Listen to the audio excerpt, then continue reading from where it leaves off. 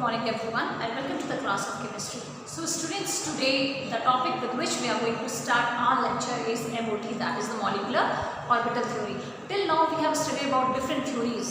We have studied about VSEPR theory, then we studied about VBT, then we studied about hybridization, and now the next and very important theory is the molecular orbital theory. Now first question is the same, that how and why the concept of MOT came into existence. क्या ज़रूरत थी molecular orbital theory को लाने की? तो actually कुछ points जो कि हम लोगों को लेविस स्ट्रक्चर्स के थ्रू या इन थ्योरीज जो पहले थ्योरीज थी उनके थ्रू जो हमको कुछ फीचर्स इंपॉर्टेंट पॉइंट्स मिले थे, उसके बेसिस पर कुछ कैरेक्टरिस्टिक थी मॉलिक्यूल्स की जो डिफाइन नहीं हो पाई. फॉर एग्जाम्पल, अगर आपको लेविस स्ट्रक्चर याद है ऑक्सीजन मॉलिक्यूल का, तो how it is oxygen double bond oxygen और how many load pair it does have? It has got 1, 2, 3, 4 electrons. It means you can have oxygen, एक ऑक्सीजन एटम के पास दो लोन पेयर्स प्रेजेंट, दो lone pairs, correct. यानी कि अगर हम ऐसे इस मॉलिक्यूल को देखें, ऑक्सीजन के मॉलिक्यूल को, तो ये पता चलता है लेविस स्ट्रक्चर को देखें कि ये ऑक्सीजन का मॉलिक्यूल डायमैग्नेटिक होगा नेचर में. Now what is diamagnetic and what is paramagnetic? Diamagnetic का मतलब है वो मॉलिक्यूल जिसको अगर आप मैग्नेटिक फील्ड में रखेंगे तो इट विल एक्सपीरियंस रिपल्शन, वो रिपल्ड हो जाएगा फ्रॉम द मैग्नेटिक फील्ड. ठीक है, तो those molecules are known as diamagnetic in nature. तो इसको देख के तो यही लग रहा है कि ऑक्सीजन के मॉलिक्यूल को जब भी मैग्नेटिक फील्ड में प्लेस करें हम, तो that will B rippled by the magnetic field. Why? Because it is diamagnetic in nature. Why diamagnetic? क्योंकि इसके सारे इलेक्ट्रॉन पेयर्स में कोई भी सिंगल इलेक्ट्रॉन प्रेजेंट नहीं है. वहीं पे अगर हम बात करते हैं पैरामैग्नेटिक की, तो पैरामैग्नेटिक अगर मैग्नेटिक फील्ड में रखे जाते हैं ऐसे मॉलिक्यूल्स, तो वो मैग्नेटिक फील्ड से अट्रैक्शन फेस करते हैं. और होते कौन से हैं ये मॉलिक्यूल? ऐसे मॉलिक्यूल्स जिनके ऑर्बिटल्स में कोई भी एक इलेक्ट्रॉन अनपेयर्ड हो, तो that will be known as the paramagnetic. तो जब ऑक्सीजन को प्लेस किया गया तो ये देखा गया कि instead of getting repelled from the magnetic field, it is getting attracted towards the magnetic field. इसका मतलब है कि ऑक्सीजन का जो मॉलिक्यूल है that is paramagnetic in nature and that was proved by the experiments. तो क्या कंट्रोवर्शियल पॉइंट अराइज हुआ? That through these studies the oxygen molecule should be a diamagnetic molecule that should be repelled by the magnetic field, but experiments proved that the molecule of oxygen is attracted by the magnetic field because it is paramagnetic in nature. तो ऐसे क्या features थे, ऐसे कहाँ पे कोई गलती हो गई कि मॉलिक्यूल्स की स्टडी जो है वो करेक्ट नहीं आ रही थी? तो इसीलिए बहुत सारे इवोल्यूशंस किए गए, बहुत सारी स्टडीज़ की गई and finally we came to the conclusion that अभी तक हमने क्या पढ़ा था बच्चों कि जब एटम्स ओवरलैप होते हैं, जब एटम्स के ऑर्बिटल्स ओवरलैप होते हैं तो मॉलिक्यूल फॉर्म होता है. ठीक है, और हमने क्या कहा, हमारा हाइड्रोजन क्या कर रहे हैं, दो example, hydrogen atom, one electron and addition of another hydrogen atom. तो क्या बनेगा? हमने कैसे शो किया था? We have shown the overlapping. और हमने कहा कि ये मॉलिक्यूल हाइड्रोजन का बन जाएगा और ये कौन से वाले इलेक्ट्रॉन्स हैं जो कि ओवरलैप हुए, कहाँ पे प्रेजेंट है? वही किसी न किसी ऑर्बिटल में प्रेजेंट होंगे. लेकिन बाद में हमने ये स्टडी किया कि जब भी दो एटम्स कंबाइन करते हैं तो उनके एटॉमिक ऑर्बिटल्स बाद में क्या फॉर्म कर देते हैं? Molecular orbitals. दो एटम्स कंबाइन करके बनते हैं मॉलिक्यूल्स. मॉलिक्यूल बनेगा जब दो एटम कंबाइन करेंगे, या दो से ज़्यादा एटम्स कंबाइन करेंगे तो मॉलिक्यूल्स बनेंगे, या मॉलिक्यूल बनेगा, रादर मॉलिक्यूल बन जाएगा. अब इस मॉलिक्यूल में जो इलेक्ट्रॉन्स होंगे वो किसी एटॉमिक ऑर्बिटल में डिस्ट्रीब्यूट नहीं होंगे, बल्कि मॉलिक्यूलर ऑर्बिटल्स में डिस्ट्रीब्यूट होंगे, क्योंकि अब तो उसमें कोई एटम रह ही नहीं गया. अब एटम ने भी क्या फॉर्म कर दिया है? मॉलिक्यूल्स. तो जितने भी इलेक्ट्रॉन्स होने चाहिए वो किस में प्रेजेंट होने चाहिए? They should be present in the molecular orbitals and hence there was a rise in a theory that is known as MOT, molecular orbital theory. Right? So there are certain important points written. तो पहले important points कहता है कि electrons are present in the molecular orbitals the same way as the electrons are present in the atomic orbitals. बिल्कुल जैसे हमने पढ़ा है कि किसी एटम में इलेक्ट्रॉन्स कहाँ प्रेजेंट होते हैं? एटॉमिक ऑर्बिटल्स में होते हैं. What are atomic orbitals? Orbitals का मतलब where the probability of finding the electron is maximum. तो हम एटम को जब दिखाते हैं तो हम क्या दिखाते हैं? हम प्रोबेबल रीजन दिखाते हैं कि भाई यहाँ पे इलेक्ट्रॉन्स प्रेजेंट होंगे, और उनको हमने नाम दिया है एटॉमिक ऑर्बिटल्स. बिल्कुल उसी तरीके से जब मॉलिक्यूल फॉर्म होगा तो उसके इलेक्ट्रॉन्स भी कहाँ प्रेजेंट होंगे? मॉलिक्यूलर ऑर्बिटल्स में. Why? Because molecule is no more an atom now. ठीक है. Second, the number of the molecular orbitals formed will be equal to the number of the atomic orbitals that has been overlapped. यानी कि atomic जो आपके molecular orbitals बनेंगे वो उतने ही number में होंगे जितने कि एटॉमिक ऑर्बिटल्स ओवरलैप किए हैं. फॉर एग्जाम्पल, अगर 2 एटॉमिक ऑर्बिटल्स ओवरलैप कर रहे हैं तो मॉलिक्यूलर ऑर्बिटल्स भी 2 ही बनेंगे. अगर 4 एटॉमिक ऑर्बिटल्स ओवरलैप कर रहे हैं तो मॉलिक्यूलर ऑर्बिटल्स भी 4 ही बनेंगे. एंड वेरी इंपॉर्टेंट पॉइंट, जिस तरीके से इलेक्ट्रॉन्स को फिल करते समय हमने 3 इंपॉर्टेंट प्रिंसिपल्स पढ़े थे, आपको अगर याद हो, Gauss principle, Pauli's exclusion principle and Hund's rule of maximum stability. ठीक है, Hund's rule of maximum multiplicity. तो ये तीनों ही रूल्स आपको, जब आप इलेक्ट्रॉन्स को मॉलिक्यूलर ऑर्बिटल्स में फिल करेंगे तो ये तीनों ही रूल्स दोबारा से आप फॉलो करेंगे. इलेक्ट्रॉन्स को फिल करने का तरीका बिल्कुल वैसे ही रहेगा मॉलिक्यूलर ऑर्बिटल्स में जैसे कि हमने एटॉमिक ऑर्बिटल्स में रखा था. Right. Next one, the molecular orbitals are called the bonding orbitals and the anti bonding orbitals. जैसे मैंने आपसे कहा, अगर 2 एटॉमिक ऑर्बिटल्स ओवरलैप हुए तो बनेंगे कितने? 2. अब इनके नेम है, इसमें से एक हो जाएगा एंटी बॉन्डिंग मॉलिक्यूलर ऑर्बिटल और एक होगा बॉन्डिंग मॉलिक्यूलर ऑर्बिटल. अगर 4 एटॉमिक ऑर्बिटल्स ओवरलैप हुए या 4 एटॉमिक ऑर्बिटल्स हैं तो मॉलिक्यूलर ऑर्बिटल्स भी 4 ही बनेंगे. इसमें से 2 हो जाएंगे बॉन्डिंग एटॉमिक ऑर्बिटल्स और 2 कहलाएंगे एंटी बॉन्डिंग मॉलिक्यूलर ऑर्बिटल्स. अगर 3 और 3 एटॉमिक ऑर्बिटल्स आपस में ओवरलैप हुए हैं, टोटल तो कितने हो गए? 3 और 3 6.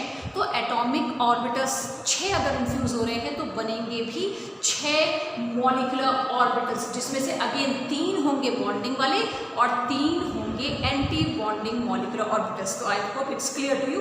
ठीक है. अच्छा, moving to next one. This is BMO, means bonding molecular orbitals.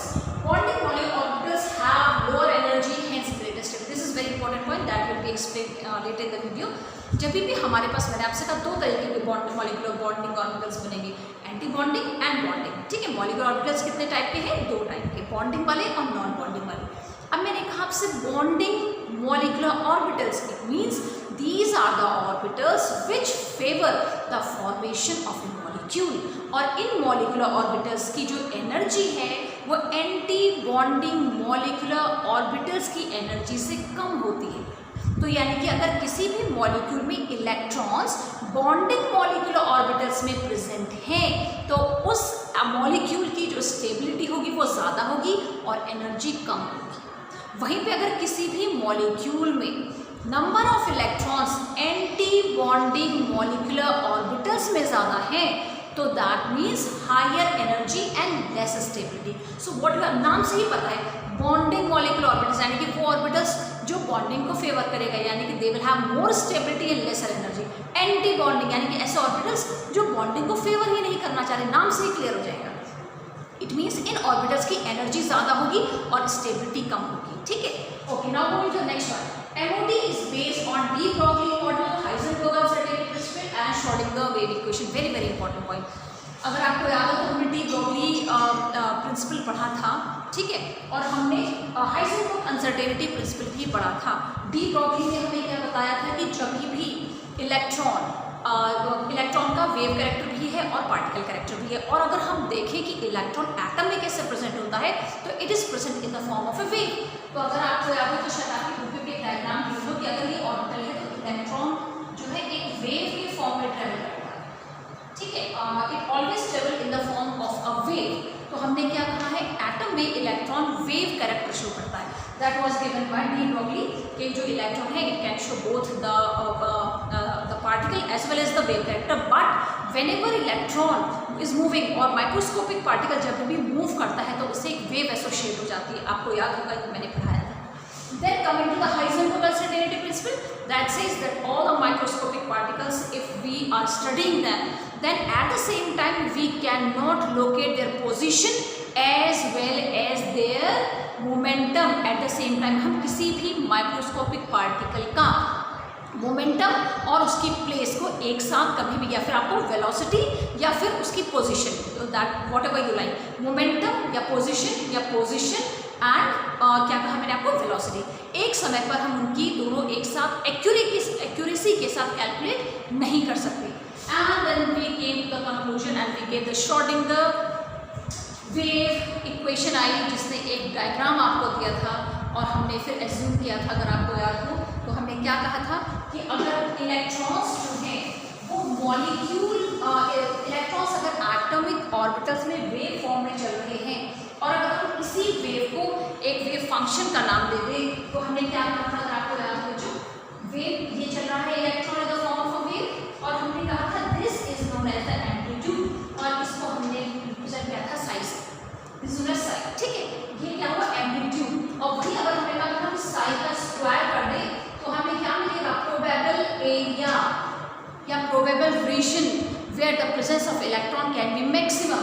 तो ये सारा किसने दिया था, श्रोडिंगर वेव इक्वेशन किसने बताई थी, ये सारी चीजें ये बताई थी हमें श्रोडिंगर ने। तो ये कॉन्सेप्ट आपको याद रखना होगा क्योंकि इसी वेव मोशन पर हमारे एटॉमिक ऑर्बिटल्स कैसे कंबाइन करते हैं, उनका एडिशन कैसे होता है वो डिपेंड करेगा। तो आपको ये पॉइंट याद होना चाहिए कि जो हमारे इलेक्ट्रॉन है एटॉमिक फॉर्म में मूव कर रहा है इन the form of a wave और इसके एम्पलीट्यूड को हमने किससे डिनोट किया है, साई से, एंड और अगर हम इसका स्क्वायर कर दे साई स्क्वायर तो that will give us the probable area where the probability of finding the electron is maximum. तो आप देख सकते हो this is a positive sign and it is given as negative sign. Now we have seen that whenever the atomic orbitals they overlap, they result in the formation of the molecular orbitals। और हमने ये भी पढ़ लिया कि वो anti bonding भी हो सकते हैं and they are bonding as well, ठीक है, एंटी बॉन्डिंग एंड बॉन्डिंग दोनों करेंगे। नाउ लेकिन क्वेश्चन है कि आपके एटॉमिक ऑर्बिटल्स बेसिकली कंबाइन कैसे करेंगे, या फिर हम कह सकते हैं मॉलिक्यूलर ऑर्बिटल्स फॉर्म कैसे होंगे, how the molecular orbitals will be formed. So the molecular orbitals can be formed by the linear combination of atomic orbitals। molecular orbitals किससे बनेंगे, atomic orbitals के linear combination से। so linear combination of atomic orbital LCAO, ठीक है। अब आप कहोगे ma'am linear combination का मतलब simple, as you have studied in maths, addition and subtraction, यानी कि atomic orbitals के addition या subtraction से हमारे पास molecular orbitals आते हैं। अब क्वेश्चन तो ये बहुत ईजी हो गया बोलना, लेकिन कैसे, how can we show that, कैसे समझा जाएगा इस कॉन्सेप्ट को। सो सबसे पहले अगर आपको याद हो तो हमने क्या पढ़ा है, एटम्स में इलेक्ट्रॉन्स किस फॉर्म में प्रेजेंट है, इन the form of wave.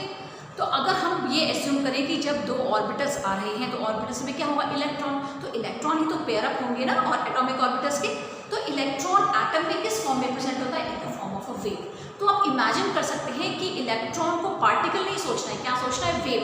Now whenever the two waves are coming, वो आपस में इन्फ्यूज कैसे हो सकती है, उसके दो तरीके हो सकते हैं, या तो एडिशन हो सकता है उन वेव्स का या फिर सब्ट्रैक्शन हो सकता है उस वेव का।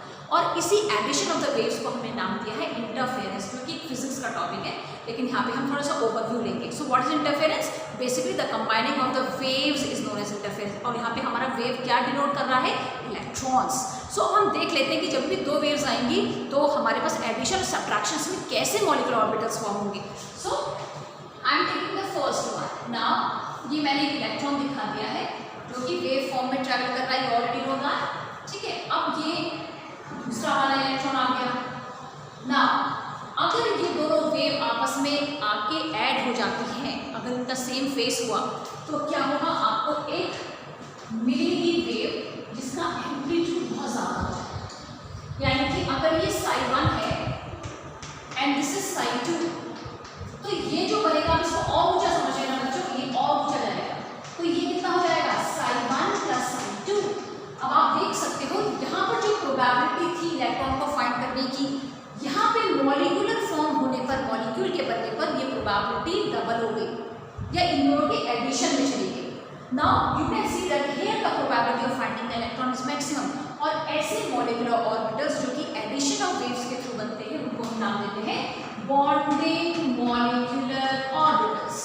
और ऐसे वेव के इंटरफेरेंस को हमने नाम दिया है कंस्ट्रक्टिव इंटरफेरेंस। शॉर्ट फॉर्म में कंस्ट्रक्टिव इंटरफेरेंस। लेकिन ये तो था जब कंस्ट्रक्टिव हो रहा है, जब एडिशन हो रही है वेव्स की। अब एक दूसरा भी देख लेते हैं बच्चों, let's see the other one. अब अगेन ये दो वेव्स आएंगी, लेकिन यहाँ पर एडिशन ना होकर दोनों वेव्स के जो फेस है वो डिफरेंट है। Now what will happen, you will be having nothing, आपके पास मॉलिक्यूलर ऑर्बिटल्स नहीं बन पाएंगे। यानी कि ऐसे में हम इसके वेव्स को हम क्या नाम देते हैं, anti bonding molecular orbital, right. और ऐसे इंटरफेरेंस को हमने नाम दिया है डिस्ट्रक्टिव इंटरफेरेंस, यानी कि जो मॉलिक्यूल के फॉर्मेशन को हिंडर करे, ठीक है। अब ये तो हमारा वेव फॉर्म में हो गया। अब किसी को हम जरा ऑर्बिटल्स के फॉर्म में भी देख लेते हैं। अब हमने क्या करा है, इसके ऑर्बिटल्स के फॉर्म में देखेंगे। तो ऑर्बिटल्स मैंने आपको बताए थे SPDF, और उनकी शेप भी आपको पता है। आई am taking the case of S, ठीक है। तो मेरे पास ये S ऑर्बिटल है, S ऑर्बिटल, ठीक है। आपको पता है it is symmetrically spherically symmetrical है और नॉन डायरेक्शनल है, ठीक है। नाउ एडिशन हुआ, now what it will happen, अब होगा क्या बच्चों, दोनों आपस में कंबाइन करेंगे। अब ये क्या है, एडिशन हो रहा है, तो यानी कि ये एरिया में इलेक्ट्रॉन की प्रोबेबिलिटी डबल हो गई। So how you are going to show this, ये कुछ इस फॉर्म में बन जाता है। नाउ यू कैन सी ये जो दो न्यूक्लियस है, यहाँ पर दोनों न्यूक्लियस के बीच में the probability of finding the electron is maximum, और यहाँ पे ये ऑर्बिटल्स आपको खिलाएंगे, ये वाले ऑर्बिटल्स करा रहे हैं बॉन्डिंग मॉलिक्यूलर ऑर्बिटल्स, और इसको हम डिनोट कर सकते हैं बाय सिग्मा एक्स। सिग्मा क्यों हुआ, क्योंकि ऐसे जब भी ओवरलैप करते हैं, ये कौन सा बॉन्ड बनाते हैं, सिग्मा वाला बॉन्ड। तो जो आपके मॉलिक्यूलर ऑर्बिटल्स होंगे उनके नेम भी ऐसे ही जाएंगे, सिग्मा या पाई फॉर्म में। तो ये हुआ पहले मॉलिक्यूलर ऑर्बिटल जो बनेगा that will B sigma S, bonding molecular orbital. अब इसका थोड़ा सा दूसरा भी फॉर्म देख लेते हैं। अगर ये सब्ट्रैक्शन में हुआ होगा, अगर यहाँ पे आपके ये दोनों चीजें सब्ट्रैक्ट हुई हैं, दोनों एस और जो ऑर्बिटल्स ओवरलैप हो रहे हैं, दे आर अंडरगोइंग सब्ट्रैक्शन। अब क्या होगा, अगेन ओवरलैप हुआ, ठीक है। लेकिन ओवरलैप के बाद क्या होगा, ये जो ओवरलैपिंग एरिया है वो तो गायब हो जाएगा बच्चों। तो आपके पास क्या बनेगा, molecular orbital, it will be having this shape, यानी कि ये आपका न्यूक्लियस है, यानी कि probability of finding the electron maximum कहाँ पे, away from the two atoms.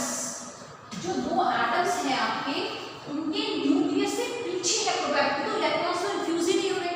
जब तक इलेक्ट्रॉन ओवरलैप ही नहीं करेगा, मॉलिक्यूलर ऑर्बिटल कैसे बनेगा, क्योंकि दो न्यूक्लियस के बीच में कंसंट्रेशन नहीं है इलेक्ट्रॉन की, कहाँ पे है, अवे फ्रॉम द न्यूक्लियस। तो ऐसे बॉन्डिंग मॉलिक्यूलर ऑर्बिटल्स कभी भी बॉन्ड फॉर्मेशन को फेवर नहीं करेंगे, और इसीलिए हम इसको डिनोट करते हैं by asterisk sign, sigma anti bonding S orbital.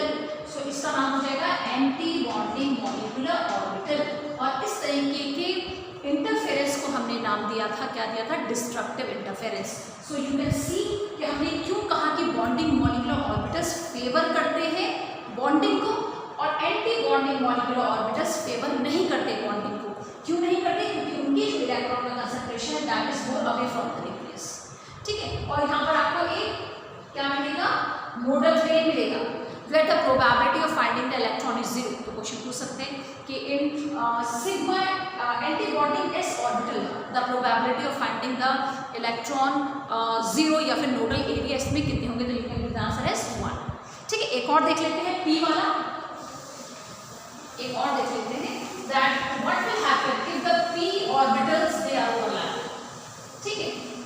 अब हम इसको वेव फॉर्म में दिखाकर मैं आपको इन ऑर्बिटल्स की शेप के फॉर्म में दिखा रही हूँ, ठीक है। p का शेप कैसा, आई am taking again the example of sigma bond. तो आप इसमें बहुत सारे हम y और x में भी, y और z में भी देख सकते हैं, y और x में भी देख सकते हैं। मैं z पे एग्जांपल ले लूँगा फिर से। तो आपके पास ये लोग है minus and this is positive, ये we are assuming again that the two are intermixing। अब आप सोच रहे हैं कि ओवरलैप होंगे, ओवरलैप होने के बाद ये कैसे मॉलिक्यूलर ऑर्बिटल्स बनाएंगे, ये छोटा बनेगा और बीच का जो area that will be higher, यानी कि कुछ ऐसे आप समझ सकते हैं, ठीक है। यानी कि ये वाले आपस में जब इन्फ्यूज होंगे तो यहाँ पर ये वाला एरिया डबल हो जाएगा, तो वही डबल एरिया यहाँ पे शो किया गया है। So now you can see that the concentration of electron is more in between the two nuclei. So these type of molecular orbitals will be known as the bonding molecular orbitals। और इसको हम कैसे denote करेंगे, sigma pz। Why sigma? Because pz जब overlap करते हैं तो क्या हो रहा है, हेड टू हेड है कि साइड टू साइड है, हेड टू हेड ओवरलैपिंग है, and therefore result in the formation of A sigma bond. Now इसका एक और डिस्ट्रक्टिव वाला भी देखते हैं, let's see how it happens. So this is again positive, this is negative. Now this is positive. अब सोचो जब ये ओवरलैप करेगा तो ये area that will get minus. तो फिर अब आपके पास कैसे आएगा? यहाँ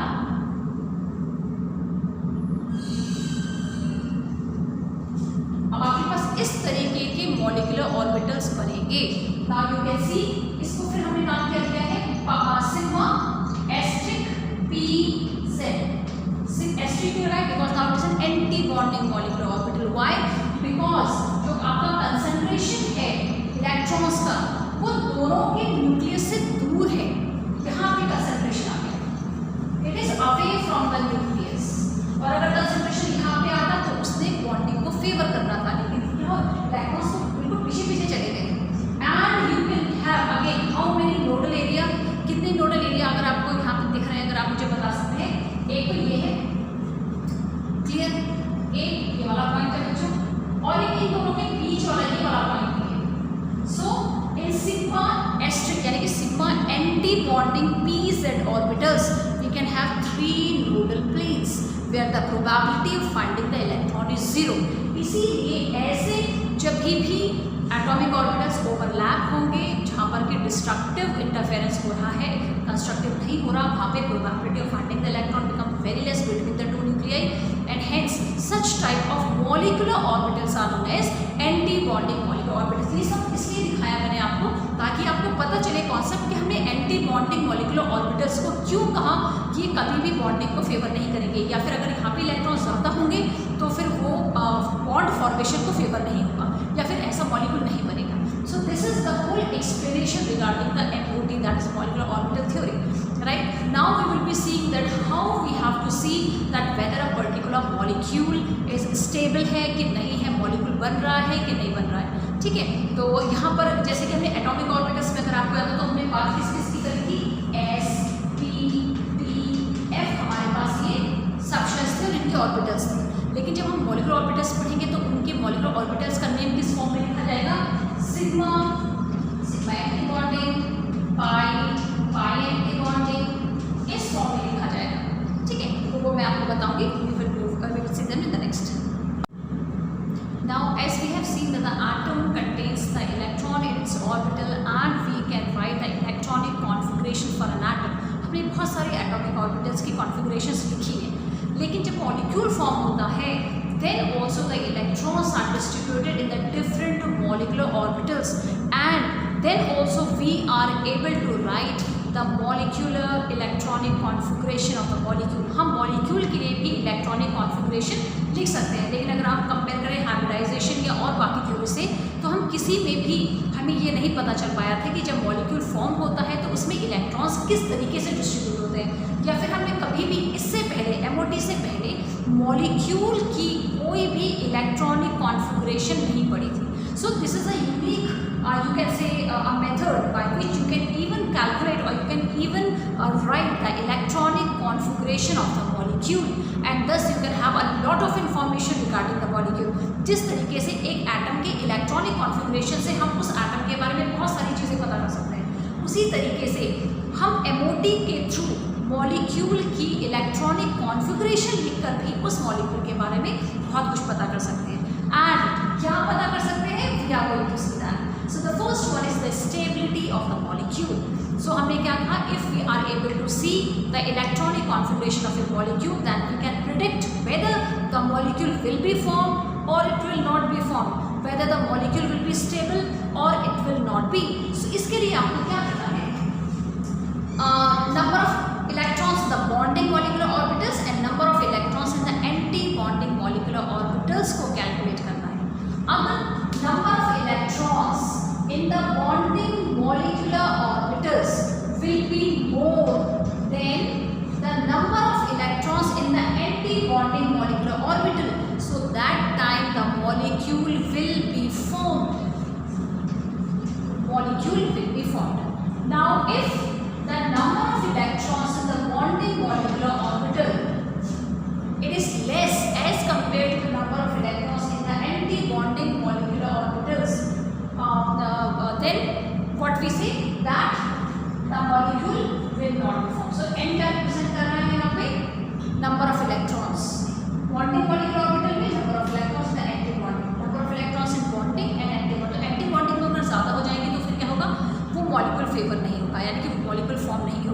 या फिर वो एटम्स आपस में कंबाइन ही नहीं करेंगे, they will not come closer. Similarly अगर number of electrons bonding, if the number of electrons in the anti-bonding molecular orbitals and the bonding molecular orbital are same, then also the molecule will not be formed. Why? Because the effect of the electrons, those are present in the anti-bonding molecular orbital is more. जो electron anti-bonding molecular orbital से present होते हैं उनका effect ज़्यादा होता है, they are more effective and hence they do not allow the atoms to combine. उस समय भी आपका कोई भी bond formation या फिर molecule formation नहीं होगा. So this is how you can find whether the molecule is will be formed or it will not be formed, और उसकी stability क्या होगी. More the number of electrons in the molecular orbitals that favors, या फिर हम कह सकते हैं in the bonding molecular orbital, so will be the stability. Lesser number of electrons in the bonding molecular orbital, lesser will be the stability, right? Now, second is bond order. So I hope you still remember the bond order. What is the bond order? The number of bonds between any two particular atoms give us the bond order. For example, C, this is the bond C, the bond order is 1. C double bond C, the bond order is 2. C double bond triple bond C, the bond order is 3. और हमने ये भी पढ़ा है बच्चों, more is the bond order. जितना ज़्यादा bond order होगा, lesser will be the bond length. याद है ना मैंने आपको कैसे बताया था, ये सिंगल एक बॉन्ड है तो इसकी बॉन्ड लेंथ ज़्यादा होगी. वहीं अगर ये बॉन्ड एक की जगह 2 में आ गया, नाउ व्हाट विल हैपन, इसकी बॉन्ड लेंथ पहले से कम हो गई और अब इस वाले बॉन्ड को तोड़ने के लिए भी आपको ज़्यादा एनर्जी की ज़रूरत पड़ेगी जितनी की तब पड़ती जब आप ये बॉन्ड एक सिंगल बॉन्ड था. सो हमने क्या पढ़ा, single bond order is 1, right. Bond order 1 है यानी कि 1 है, बॉन्ड लेंथ ज़्यादा है, बॉन्ड डिसोसिएशन एंथैल्पी कम है. अगर मैं इसको कंपेयर करूँ डबल से, अब अगर मैंने इसको डबल बॉन्ड कर दिया, अब क्या हुआ, the bond order has increased. Second, the bond dissociation energy will be also more, क्योंकि दो bonds को तोड़ने में ज़्यादा एनर्जी चाहिए. ठीक है, यानी कि this bond is more stable, more strong, and at the same time the bond length has been decreased. तो हमारे पास एक छोटा सा कॉन्सेप्ट आ जाता है, क्या, bond order is directly proportional to bond strength. Bond strength के डायरेक्टली प्रोपोर्शनल होता है. जितना बॉन्ड ऑर्डर ज़्यादा होगा बॉन्ड स्ट्रेंथ उतनी ही ज़्यादा होगी. या फिर हम कह सकते हैं बॉन्ड डिसोसिएशन एंथैल्पी, बॉन्ड को तोड़ने में जो एनर्जी चाहिए होगी वो कहीं ज़्यादा होगी. And more will be the stability. तो आपने देखा जितना ज़्यादा बॉन्ड ऑर्डर बढ़ेगा स्टेबिलिटी उतनी बढ़ जाएगी. लेकिन अगर हम बात करें लेंथ की, it is inversely proportional to the bond length. जैसे जैसे बॉन्ड ऑर्डर बढ़ेगा बॉन्ड लेंथ कम होती चली जाएगी. ठीक है, लेकिन वो तो सही है मैम, ये तो सही है, लेकिन निकलेगा कैसे? What is the formula for calculating the bond length? So very simple. Number of electrons in the bonding minus number of electrons anti-bonding divided by 2. So what you have to do is जब भी आप molecule बनाएंगे उसके electronic configuration लिखेंगे, count all the number of electrons that are present in the bonding molecular orbital minus number of electrons present in the anti-bonding molecular orbital and divide it by 2. सारे bonding वाले electrons को calculate कर लो, count कर लो, anti bonding वालों को count कर लो और उसको 2 से डिवाइड कर लो. That will give you the bond order, जो भी आएगा whether 1, 2 और 3, वही बॉन्ड ऑर्डर. ठीक है, सो हमारे पास दो क्लियर हो गए. Now magnetic character. Magnetic character is very simple. When you will look at the electronic configuration and you find any unpaired electron in the molecular orbital, क्या बोला मैंने, unpaired. Unpaired means pair. जहाँ पर भी molecular electronic configuration दिखने पर आपको molecular orbital में एक unpaired electron दिख जाए तो वो molecule कहलाएगा paramagnetic in nature. और ऐसे molecules magnetic field में attract होते हैं. So I am writing attract. Now अगर आपके पास सारे के सारे इलेक्ट्रॉन्स मॉलिक्यूलर ऑर्बिटल्स में पेयर्ड हैं, then that will be known as diamagnetic. क्या कहलाएगा molecule? Diamagnetic. And that will be repelled molecule जो है वो रिपेल हो जाएंगे मैग्नेटिक फील्ड से।